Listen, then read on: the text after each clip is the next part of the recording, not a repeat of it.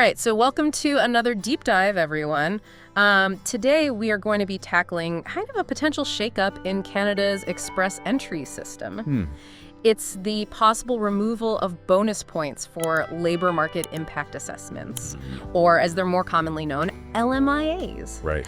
You know, when I first heard about this, I was thinking, wait a second, isn't that like a good thing for immigrants? You know, I was kind of confused at first. Yeah.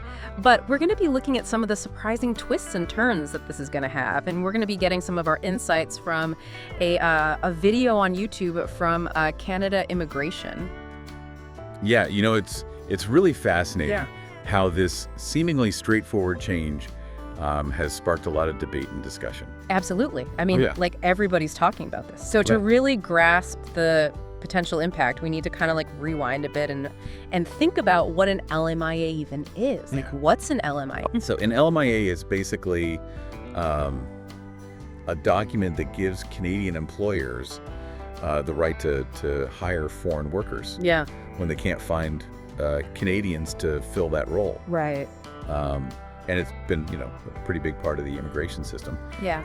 But it's also had its fair share of controversy. Okay, so this is where it kind of gets interesting for people who are maybe hoping to immigrate, right? Yeah. Because we're talking about a job offer that's backed by one of these LMIAs. It could actually give your express entry application a pretty serious boost. Yeah. I mean, we're talking like 200 points for senior management roles, and then, you know, 50 for some of the other skilled positions. Yeah, you know, I mean, and that can really be the difference between, you know, being stuck in your home country or getting an invitation to apply for permanent residency. Absolutely. It's a huge deal. Like, those extra points, They're huge. can be life-changing for people. For sure. But then the system's also kind of been vulnerable to exploitation. Exactly, and that's something that our source really highlights. You know, there's kind of a troubling trend of employers offering fake jobs. Oh, wow. In exchange for large sums of money. Really? Like, think $25,000 to $35,000 That's insane. just for a fraudulent job offer. Like, people are paying that much just to get... They're being exploited. Oh my gosh, that's heartbreaking to even imagine. Like, It is. So is this proposed removal of the LMIA points, is that just like an attempt to try and create a system that's more ethical and fair for everyone? Well, that seems to be the driving force behind the proposed change. Yeah.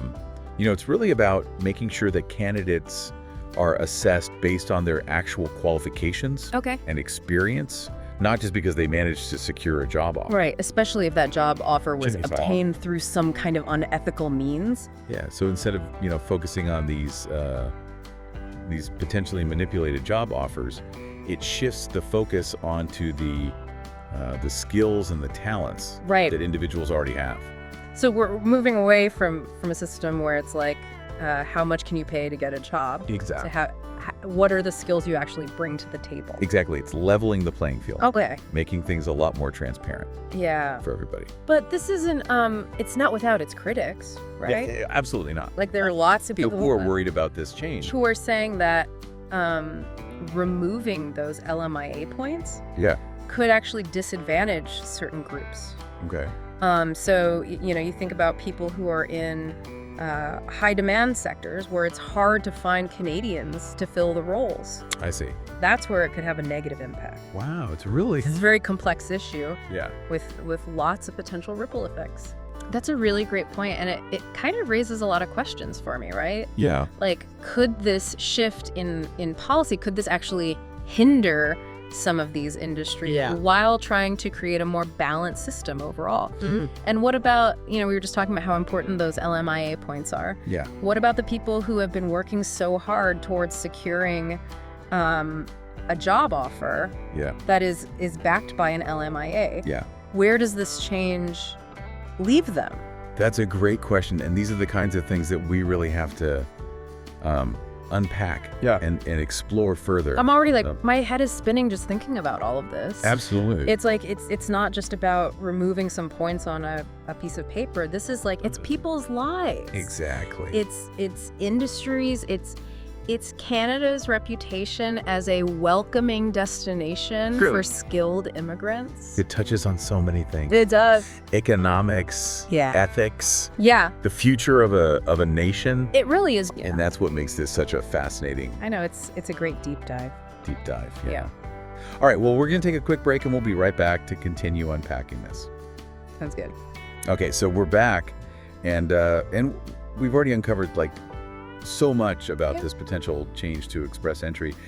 But, it's clear that just taking away those LMIA points, that's not like a simple fix, No. It could like cause all these ripple effects. Absolutely. Yeah, we've talked about, how it could level the playing field a bit. Yeah. And, maybe reduce the risk of exploitation. Right. But I think, let's look at some of the concerns. Yeah, that's a good point, because I've definitely been hearing from people who are kind of worried about this whole change. Yeah. Like, one of the biggest things that keeps coming up is that it could make it way harder for some businesses to find the skilled workers that they need. Yeah, and that's a real concern.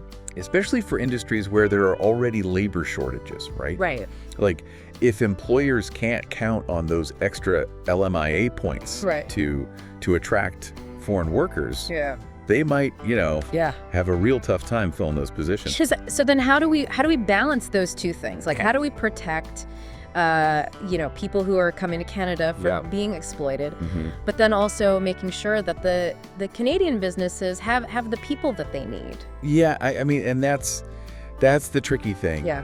And our source doesn't try to oversimplify it. They talk about the potential impact, especially on, smaller businesses. Right. And on businesses that are in remote areas. Right, where it's harder.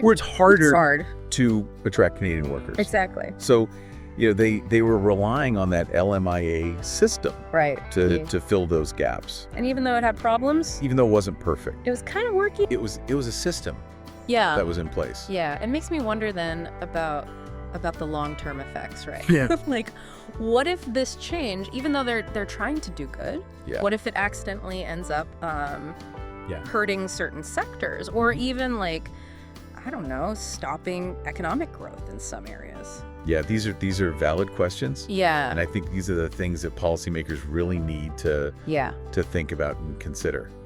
So then, okay, so if we're moving away from like prioritizing these LMIA-backed job offers, then what are the other options? Right. Well, that's like, what are we gonna do? That's where it gets really interesting, right? Okay. Because this whole shift could be like this catalyst for exploring some new ways of approaching immigration. Okay, so what kinds of things are we talking about here? Well, our source, they suggested that Canada might want to start looking more at skills-based assessments. Okay. Language proficiency, or even educational credentials. So it's like looking at what the person brings to the table. Right, instead of just not just, do they have a job? Do they have a job waiting for them? Exactly. Okay. It's like, what can they do? Yeah, I really like that idea. It's like, instead of saying a job offer is the only way we can measure your worth. Exactly. It's saying like, no, we're gonna look at your skills. Your potential. Yeah, your potential and what you can bring. Yeah. Exactly. I like. And it allows you to kind of broaden that scope, right? Yeah. Think about things like adaptability. Right. Are they entrepreneurial? Right. Are they going to get involved in their community? These are all great things. And these are all things that we want in our immigrant. In any society, really. Exactly. So it's moving away from that very narrow view of just a job. Are you going to be an economic unit, right? Yeah. To like a more holistic view right. of what does this person bring to our country. And this kind of brings us to a bigger point, I think, right? Yeah. Like this whole potential change to express entry, it kind of reflects this trend that's happening all over the world. Like, globally. Yeah, globally, where more and more countries are moving towards these skills-based systems. Yeah. So it's like Canada might be at the front. At the forefront of of this massive change in how we think about immigration. Absolutely. Wow. So if Canada does this and does it well, Yeah. and creates this system where it's really Yeah. skills-based and it works. it works. Yeah. Do you think other countries will I think they'd have. I think they'd be watching very closely. Wow. And if Canada can prove that it's possible to have a system that's Yeah. effective and fair, Yeah. then yeah, I think you'd see a lot of other countries Wow. follow suit. So this could lead to like a whole new global, like a global shift. Landscape Yeah. where people can, Yeah. easily Move around. travel On their skills. and contribute their skills, Yeah. wherever. This is a lot to take in. It's a lot. It's really Exciting. it's exciting, but it's also But there's challenges. there's challenges. For sure. So this brings us back to you, the listener, right? Like, what are your thoughts about this potential change? Yeah, do you think it's a step in the right direction? Yeah. Or are you worried about some of the downsides that we've talked about? Yeah, we want to hear from you. Like, how do you think this could affect? Yeah. Your own, maybe your journey. Yeah, your journey. Or just your understanding of Canadian immigration. Of Canadian immigration, yeah. Let us know in the comments Yeah. because your thoughts and opinions are so valuable. Yeah, let's talk about this together. Exactly. All right, so welcome back to our deep dive looking at the potential removal of LMIA bonus points from Canada's express entry system. Yeah, it's been a really interesting conversation. Yeah, we've talked about a lot, haven't we? Yeah. We've gone from the ethical concerns around LMIAs Right. to, how businesses could be impacted, to the implications for global immigration. Yeah. A lot to unpack there. And I think, going through all of this, Yeah. one thing has become really clear to me, What's that? is that this isn't just like a small change they're thinking of making. Right. This could actually be like a fundamental shift Yeah. in how Canada approaches immigration. Like it's a whole different way of thinking about it. Yeah, it's really about moving away from that idea that you have to have a job offer Yay. lined up already. Yeah. And instead focusing on the skills Right. and the If potential. instead of just being like a worker, Right. it's like what can you bring? Yeah. What are your talents? Yeah, what are your talents? What are you going to add Yeah. to Canada? Exactly. And this makes me think about like the long term. Yeah. Like what could happen? Impact. Yeah, what's the impact going to be? For sure. Like what if Canada actually like does this Right. and pulls it off It does it well. and does it well and creates this system that's really focused on skills. And it works. Yeah, and it works. Right. Like, do you think that other countries will see that and be like, whoa? Well, I think they'd have to take notice. Yeah. Right? I mean, if Canada can show the world that a skills-based system Yeah. can be fair. Yeah. And that it can actually work. Yeah. I think, yeah. Other countries would follow suit. Yeah, they might look at it and say, well, Yeah. maybe we need to rethink how we're doing things. Yeah. Wow. So this tiny little change Right. to express entry, Could end up, ripple effect. yeah, like a domino effect. Yeah, exactly. All over the world. Absolutely. It could change how everybody thinks about immigration. Yeah.